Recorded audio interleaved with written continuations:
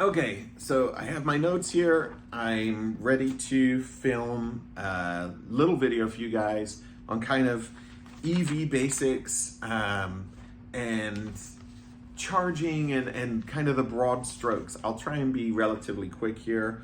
Um, we were very anxious buying our first EV because we had no experience with any of it. We'd never even driven an EV before. Um, we fell in love with the Mach-E that my wife ended up getting. There were some great incentives on EVs, so cost is less of a factor.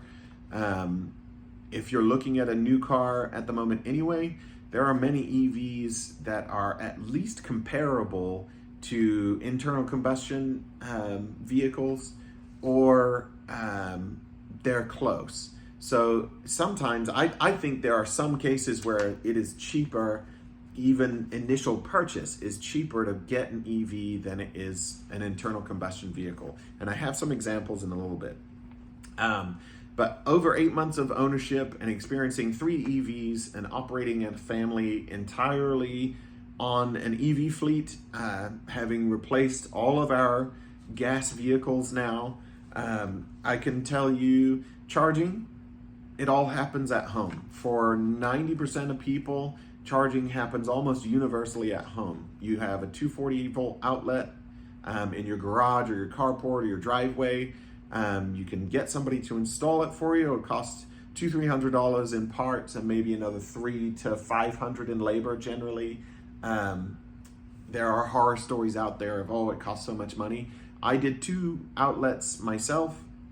All you have to do is read the code that you're local. I sent some emails to our permit department, made sure everything was kosher, and I installed our own outlets. It was very simple and straightforward. So once you have those outlets, you can either choose to put the outlet itself in there and plug or unplug your portable chargers. So I have 3 portable chargers because one came with each of our EVs. I keep 2 permanently plugged in because plugging and unplugging something in those kinds of outlets frequently can be hard on those outlets. So just to add a layer of safety, I don't unplug them and plug them back in very often. So I leave those installed, and I have one portable charger, the Rivian one, that I leave in the Rivian because that's generally our road trip vehicle. And that way, when we get to an Airbnb or something, I can just use the 110 outlet to charge, trickle charge if I have to. And generally that's enough for a road trip. But if you've got a 240 volt outlet for an RV or a dryer or something in your garage already, it's going to be very simple. You just need a NEMA 1450 outlet, you plug it in, and it's charging. That's all you need to do. Cars know when to charge themselves. And if you want to, splash out and get a level 2 charger dedicated, that's relatively simple to do as well. It's going to cost around the same to install and for parts, but then you're going to end up paying anywhere from, I don't know, $300 to $1,000 for the charger itself. They can charge a bit faster, kind of around twice as fast as the portable chargers that tend to come with vehicles. But public charging can be a hassle. Don't charge in LA. It is the worst. It's a dumpster fire up there. Unless you're staying at a hotel, which we've done several times, and then you can pay like an extra $10 for the night, or just pay at the charger if there's one available at the hotel. I would generally avoid charging in LA if possible. But other than road trips, charging happens at home. It's very cheap. If you've got time of use rates like we do here in San Diego, then you just set the car to charge between midnight and 6 or whatever your cheap time of rates are, and you let it charge. The car knows when to charge, so you just plug it in when you get home and you unplug it in the morning when you leave. It's so simple. It takes less of my time to charge my EV than it would to go to the gas station and pump gas. Literally 30 seconds. It's about 15 seconds when I get home, open the charge port, plug it in, walk away. Then when I'm leaving, I unplug it, wrap the coil back up, close the door, and drive away. It's so fast and easy. Also, My wife's Mustang Mach-E will charge kind of 20 to 30% all the way to 100% in a single 6-hour session. My Rivian I can charge about 50% in that 6-hour session. So it depends on the battery type you have. If you have an NMC battery versus an LFP battery, please look into that. Make sure you know what you're getting. LFP batteries are safe to charge to 100% more frequently, although it's still not recommended to repeatedly use the top 20% of your battery. So like drive it in the day, come home, park it, and charge it again, even though you only use 10% of the battery or 20% of the battery. You want to drain it more than that. So drive it, if you're only driving that much in your average day, drain it more than that. For days that I know I'm going to drive further than average, I just charge the night before and make sure I have 100% or whatever, and I go. It's very easy. The bad experience we've had with charging was we went to Idlewild in the Rivian. We drove around up there. I was intending to trickle charge for about 3 nights at the Airbnb. The air conditioning wasn't working. It was 90 plus degrees. My wife was pregnant, so we just ended up not staying. So I only got 1 night of trickle charging in there while we were staying at that Airbnb. So I didn't get enough of a charge to get home directly. Then last minute, my wife decided we'd take a different route home than the route I had already planned with the charger set up, where we were going to have lunch at a casino and they had good chargers there, and then come home the rest of the way. Instead, we decided to go around the freeway route instead of the twisty mountain roads, and we hit Murrieta to try and get a charger there. I didn't know really a lot about charging at the time, and we pulled up and there was a line of, I think, 3 cars waiting at the chargers at the Sam's Club that the navigation system in the Rivian wanted to take us to. So there were a few other charging stations really close to that. So I drove to one, it was closed. I drove to another one, and half of the chargers weren't working. There was only 4 chargers, so only 2 were working. They were already in use. So I said, forget about it. I've got still plenty of range. We skipped Murrieta. We drove further down. I found on the app a charging station with 20 free, open chargers. And I thought, well, if there's 20 chargers, we're definitely going to get one, without considering why there were 20 open chargers. It was on a college campus, which was closed for the weekend. So I couldn't get to those chargers. So keep that in mind if you're charging. We skipped further down the road, ended up with just 9 miles to empty, to zero, which was making both myself and my wife pretty nervous at that point. But we did find on the app this really nice Electrify America network that sounded like it might be in the ghetto, but it was actually in a brand new kind of shopping center up in North County, California. And there was a really nice Mexican food restaurant there. So we had lunch, the car charged, and the car was done charging before we were done with lunch. So it's even that worst case, that was our worst experience so far, it really wasn't that bad. And I did learn a lot from that experience and learn how to plan trips a little bit better. If you do get an EV and you don't already have a better route planner as an app, I highly recommend it. And then just scout ahead of time before you leave for your destination. Scout where you think you'd like to stop and how long you need to charge. If you put your address in to a better route planner, it will plan your charging stops out for you. So built-in navigation in the Rivian or the Mach-E or your Tesla or whatever will do that for you as well.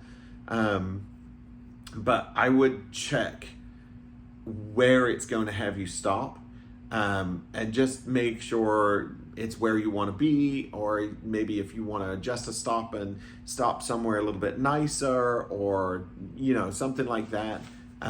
You can choose if you're going to charge from a really low state to a high state and just charge one time on your trip, or you're going to break it up and you're only going to charge for 7 minutes, but you're going to do it 3 times.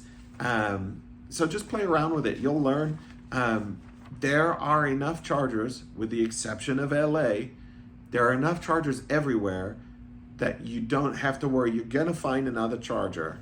If you leave, 25 miles in your range as kind of a buffer, you're going to get to another charger.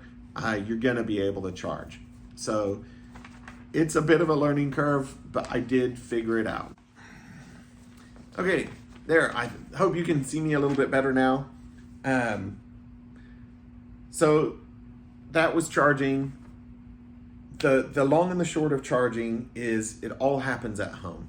You really don't have to worry about it. If you cannot charge at home, that will be a frustration. I would probably not even necessarily recommend an EV at that point, unless you live next door. If you live in an apartment building and they have them built in, or you live next door to a grocery store that has a few chargers in there that are easy for you to hop into once a week and charge, then that's easy. So another thing I hear frequently about EVs is, oh, the government's forcing us to have them and they're so subsidized, we shouldn't be paying for it. First of all, the government has made some claims that they're, especially here in California, that they're going to force people to have EVs, basically. There's 2030, I think, maybe 2032 is the cutoff. They're going to say no more gas-powered vehicles in the state at that point. So regardless of your view on that, I do think that's going to end up getting pushed back. I don't know how far or by how much, if it will go away altogether. I'm all about choice. I do think that people should be able to choose what they'd like to drive. That's great. I'm a car enthusiast, and I love EVs because of that.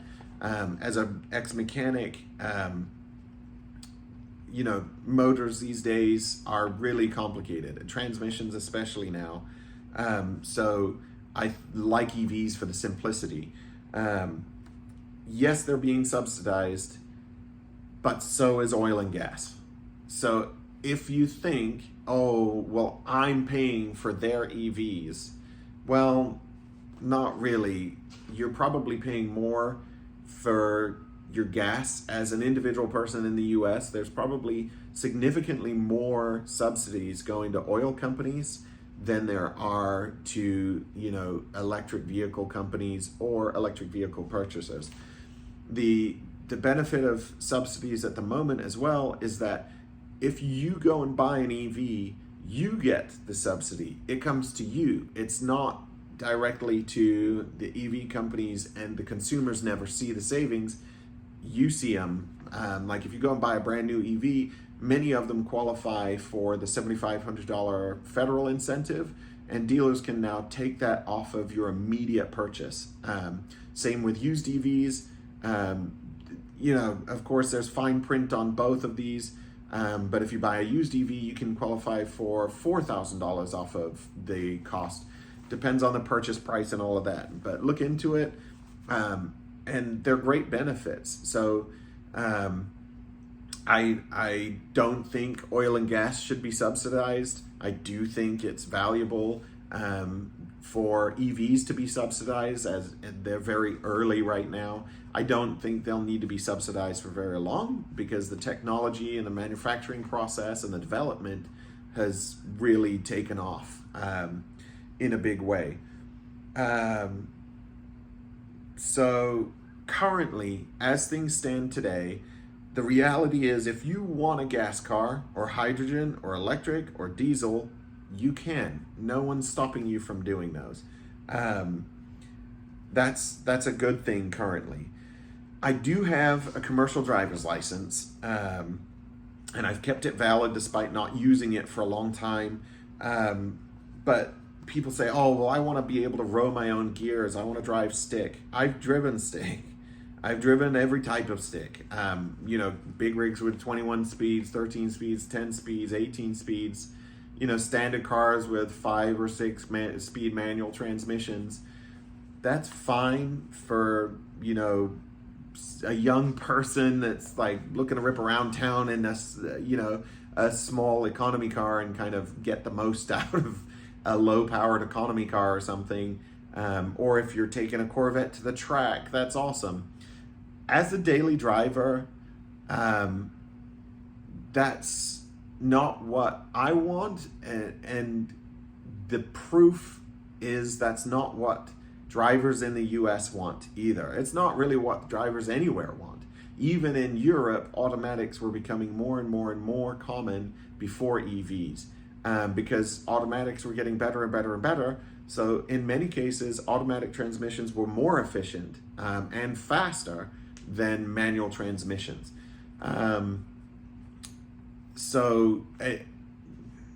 Rowing your own gears, if that's something you really want to do, go and get a manual transmission.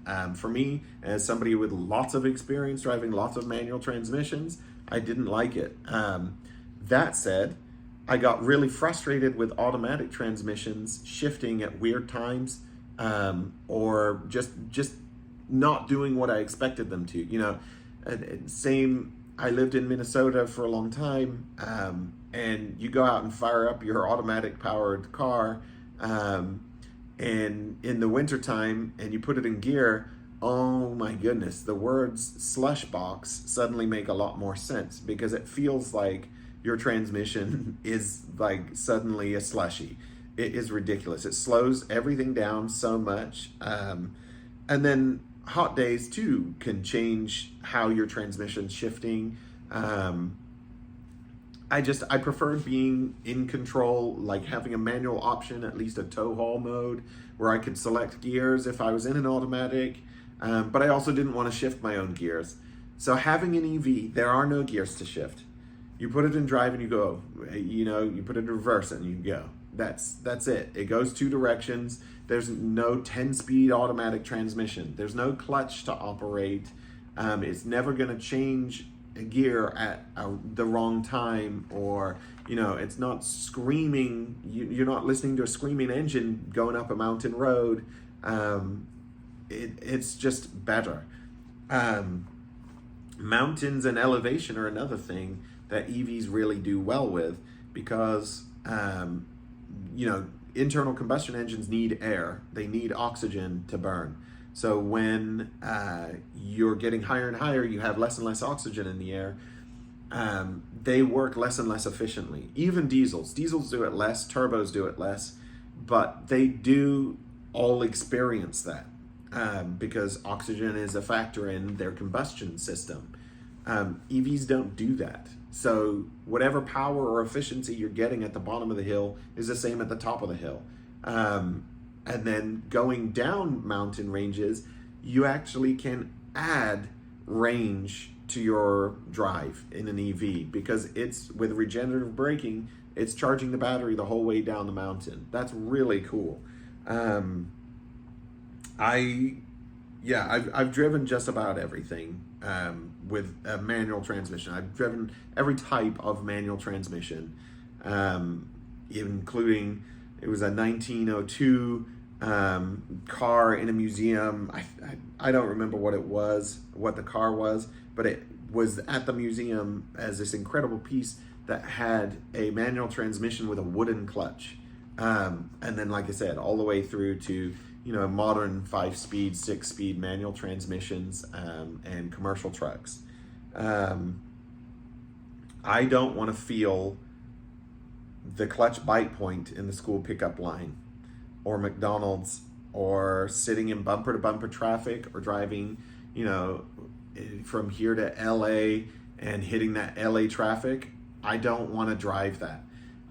The very first time that I really hated a stick shift, I was driving from Sacramento, where I lived at the time, down through the Bay Area to Long Beach for the holidays, and I had a 5-speed manual Ford Focus, and it was bumper to bumper traffic due to an accident on the freeway. It was horrible. It was like 20 miles of bumper to bumper traffic. I'd never regretted having a stick shift until that point. I just hated it. So I just don't, there's no bad, you can't get an EV transmission off guard, you know, because there isn't one really. There's one gear that the motor is hooked up to. So you don't have to worry about it. It's really, that's fantastic.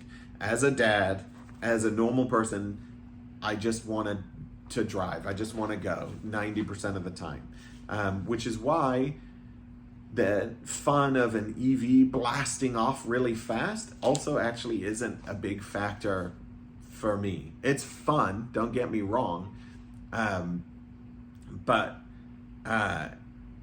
it's not really what I'm looking for in a car. I don't, that's an extra feature that I don't need. It's a byproduct of EVs and how EVs work. So it's kind of, you can't really avoid it. But it's not why I bought an EV. The best part about EVs is how cheap they are to run and operate. There's no oil changes. Your brakes are probably going to last the life of the vehicle because of regenerative braking. You got to rotate your tires, and that's kind of it. Some EVs like my Rivian have a coolant system you're going to need to flush. Rivian recommends flushing that at 112,000 miles. I'll probably do it before that, but I don't think you need to. And the Rivian also has oil lubrication in the motors, although I don't think that's on the schedule for needing to be changed. I'm not sure. So the best part about EVs is how smooth they are. I just want to, you know, I've got a car full of kids, I've got my dog on the back or whatever. I'm not sitting there trying to modulate the brake and gas and braking gas. It's just one pedal driving, which once you're used to it, it really doesn't take very long to get used to it. Once you're used to it, it is the only way to drive. It is so nice driving through school pickup lines, driving around twisty roads, any of it, any driving situation, it feels so good. Your car is never in the wrong gear. It never has to wait for the computer to decide what right gear is or how high the RPMs should be. It's just always ready immediately, and it's incredible. Smooth, quiet, comfortable. That's what I want in a car, and that's what EVs really excel at. So yes, the rocket acceleration is fun once in a while. If I didn't have that, like the Leaf is not a rocket, I would say I think it's faster than economy car, like internal combustion economy car. It's probably faster than, you know, any base Corolla or Nissan Versa or Honda Civic out there, unless you're going to get something like a Honda Civic Si or a Corolla GR or something like that. But it's not a rocket, but it is very smooth. It was very easy for my daughter to learn one pedal driving in it. That's what she prefers. But you can also turn one pedal driving off. In all cars that I've experienced, the Rivian you can't. You cannot turn one pedal off in the Rivian. But I'm never letting her drive that, so that's not an issue. But you can turn one pedal off in the Leaf so that she learned to drive with, you know, where the brake pedal is, because I wanted her to know, oh, if I'm panicking and stopping, I need to hit the brakes, not just let go of the gas. But they're so smooth, they're so easy to drive, they're quiet, and if you get the right one, it's comfortable too. So I will say a cliche I hear a lot too, because both sides, I think, of this coin have their own cliches. One, I will say EVs are not the answer for everybody. They are for most people. I genuinely believe there is a better EV option for most people than there is a gas option. If you tow all the time or you do a lot of long range driving, don't get one. Or get one as your daily driver and have something else for those moments. For most people, they're great. 90% of the time, they're going to do everything that a gas car can do, but way better. The cliche that I hear frequently is EVs are not engaging. And that's totally bogus. If you want to row your own gears and feel the road, you can feel the road in a sporty EV. There are BMWs in performance, Teslas, or the Mustang Mach-E GT. There are very sporty, engaging cars that, in my opinion, are every bit as engaging as anything that compares to them. And the reality is also that even on race cars, a lot of times your automatic transmission is going to be the way to go. It's going to be faster shifting, like a Ferrari. It's going to shift, the automatic shifts faster than a manual transmission that you can get. Same with the Corvette. The transmission in that shifts, the automatic is faster than the manual. So people still choose to get the manual. I've got lots of experience driving manual transmissions. As a daily driver, I want nothing to do with it. I really don't. And generally, I think most people don't. That's certainly the way the market has trended, is automatic transmissions for a long, long time. So to say that if you have an EV, you're not an enthusiast is incorrect. And to say if you have an EV, it can't be engaging, that's also not correct. I love the Rivian because it is engaging in a very different way than a sports car. But it's an off-road beast. It is awesome. And that's very engaging. Driving the Mustang Mach-E, it's very engaging. It's a good car. It's very fun, sporty, a blast to drive. And then if you want to just drive it normally, then you can do that. And it's the smoothest, most comfortable, version of itself. It's great. EVs are really great for that. People talk about, another misconception is people talk about EVs, being computers on wheels and they're just gonna go wrong or glitch or whatever. To a certain degree, that is true, but it's also true in the same way, just as much, for gas cars these days. There is nothing, even for diesel guys, right? You'll do a lot of research on diesel and find that there was a time when a non-computer diesel was the way to go. And you could find one that would, and make it make power and all of that. But generally, most people that are putting diesels in other things now still have to use computer-controlled elements. Computer-controlled transmissions, computer-controlled everything. It's all computer-controlled. So unless you're going to go back in time to 1990 or before and drive something with no computers, even 1990, there was computers and everything, OBD2 and everything. So to say that internal combustion engine vehicles don't use computers is crazy. It's not true. And it's also a factor for a company like Rivian. They've made sure that, especially with their Gen 2 R1s, they've focused on simplifying how those components work, and things being controlled by the computer are more simple. And that means that if you listen to discussions with their CEO in various podcasts, you'll hear him say that that means they can have quote unquote dumb components in a car, like a seat motor that is controlled by the main computer. They don't have to have the seat motor have, you know, any kind of chip or computer control built in. It's just plugged into the computer, the main computer in the car, and the main computer is controlling it, which reduces how many, you know, different components there are that are all individually controlled, and everything kind of becomes controlled by one unit, which means cheaper parts and more reliability, which is great.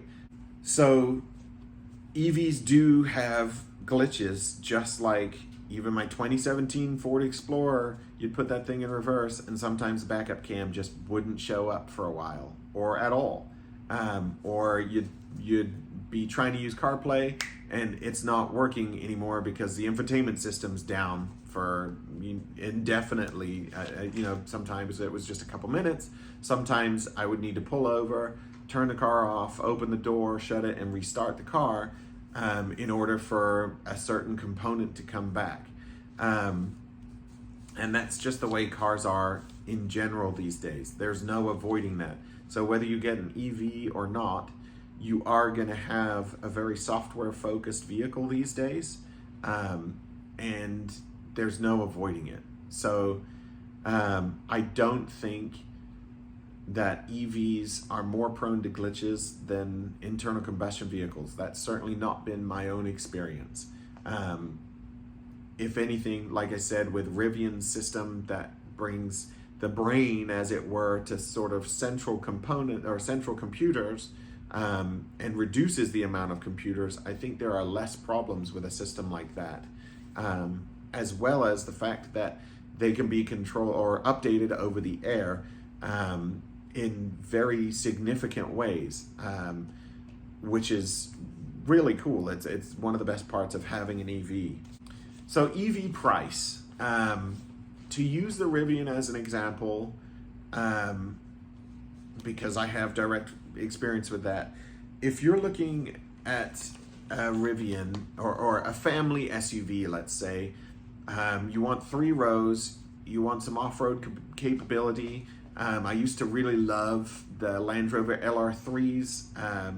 I was excited for the new Defender, and I think that's been kind of a flop. It hasn't gone in the right direction, and it's been super unreliable.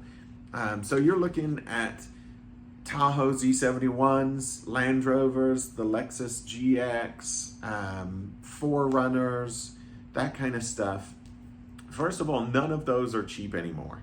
The 4Runner would be the cheapest of all the vehicles I just mentioned. If you're looking for a new 3-row SUV that can tow, can go off-road, then there aren't any cheap options out there.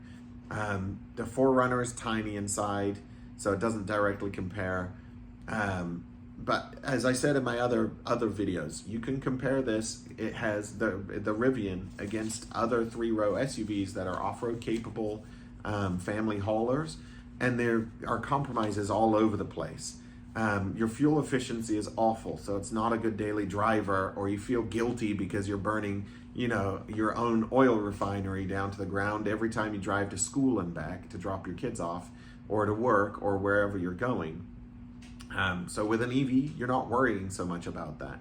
Yes, efficiency should still be important, and you don't want to use more resources of any kind than you need to. The Rivian is not efficient as far as EVs go, but it's exponentially more efficient than any internal combustion powered comparison. You've got the cargo space. It tows really well, it off-roads incredibly, and it can do the school run, and you don't feel guilty about it. But especially comparing it to something like a Lexus GX, or a Tahoe Z71, or the Expedition Timberline, or any of the off-roady types of the same or comparable interior space or cargo space, or towing capacity for that matter, the R1 is priced very well. If you're looking at tri-motors and quad motors, okay, they get very expensive very quickly. But is that something you need No, the dual motor is already going to be much faster than any of the gas counterparts. So to say you need to go that fast, well, you know, good for you, I guess, with your money. But it's really, you're already going to be so much faster than anybody else. Pull up next to a Bronco Raptor in an R1S and you're going to smoke them. Yeah, it would be hard to find a gas-powered car of almost any kind that's as fast as the R1S dual motor standard battery is. So that you can go faster than that is really, it's cool, but it's not a value to me or my family. The other point to pricing is if you go on Tesla's website right now, you could get a Model 3. The last number I saw was $29,990. If you're looking to get a Camry, you're looking at that much money or more. You can't get, even if you want a hybrid Sonata, you know, Hyundai Sonata or something, you're looking at that much money. So to say that EVs are more expensive is still not true. Yes, part of that is thanks to incentives. I don't know how long those incentives will stay around, maybe forever, just like, you know, oil incentives are still around, you know, 100 years after it was mainstream to use them for cars. So, and in a huge way. So as taxpayers, we've paid a ridiculous amount of money to oil companies who are then polluting the environment, you know, and your tailpipe emissions from day one are only going to get worse in a gas car, whereas in an EV, the batteries are recyclable regardless of what people say. You can very easily find that out. We're getting much better all the time about how we responsibly mine and obtain resources that are used in EVs. LFP batteries don't use cobalt, which has been the kind of issue with you know, humanitarian rights and pollution, obtaining the cobalt. Then to say, oh, well, I'll never buy an EV because kids have died in Africa mining it. Well, you have a phone, right? That's got cobalt in it. My LFP powered EVs do not have cobalt in them. There's nothing, you know, some kid from Africa mined to get anything for my cars in the driveway. So that's kind of an old-fashioned argument, but some, you know, people still like to hold on to that. Yes, there are subsidies for EVs. You or I can't really do anything about that other than vote, but you can take advantage of it. And that means that if you are looking for a new car, I can help you find, if you can't find one on your own, you can get an EV very cheaply. And then on top of that, you're not paying for gas. Insurance is very comparable. Some Teslas have been questionable on that. My Rivian is obviously more expensive on insurance than our Highlander was because it's twice the price.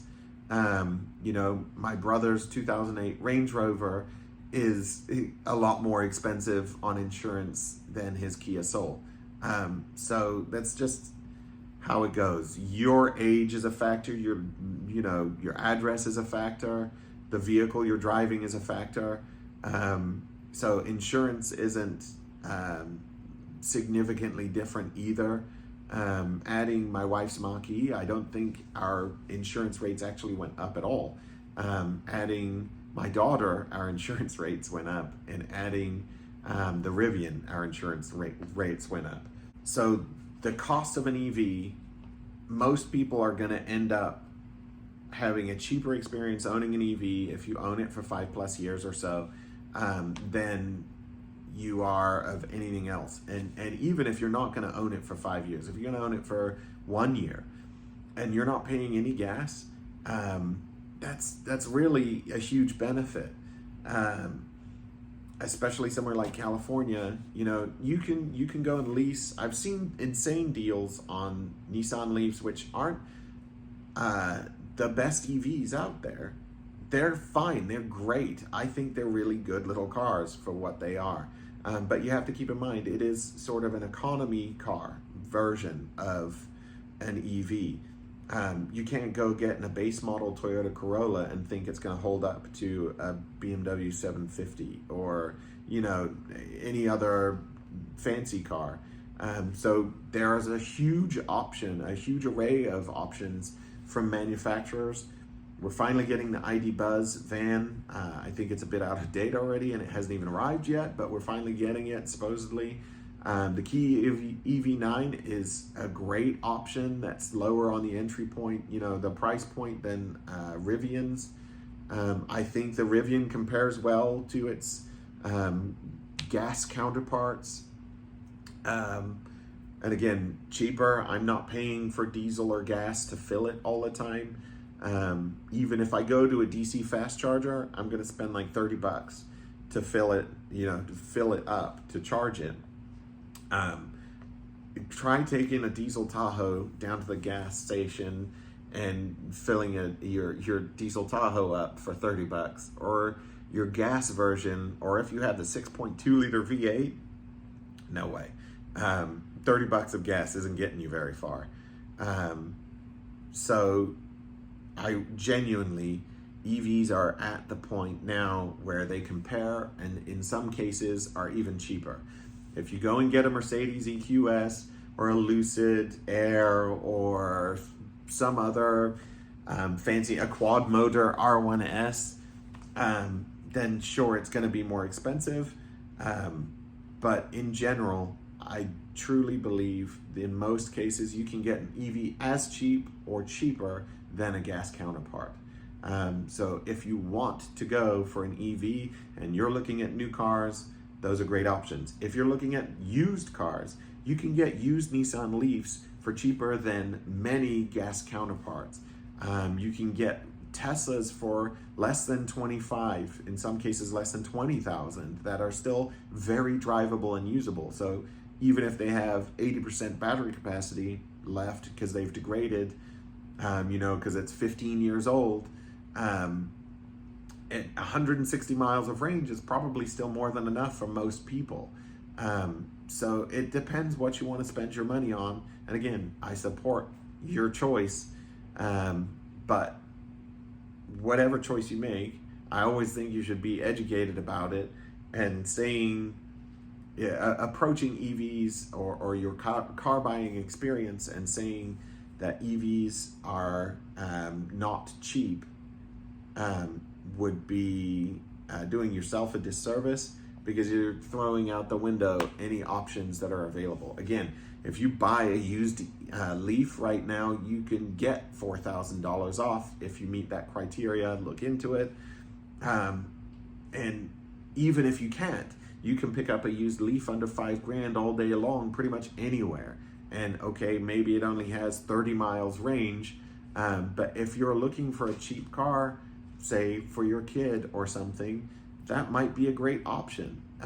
Unfortunately, we're in a day and age where, you know, I bought my first cars for, you know, $500.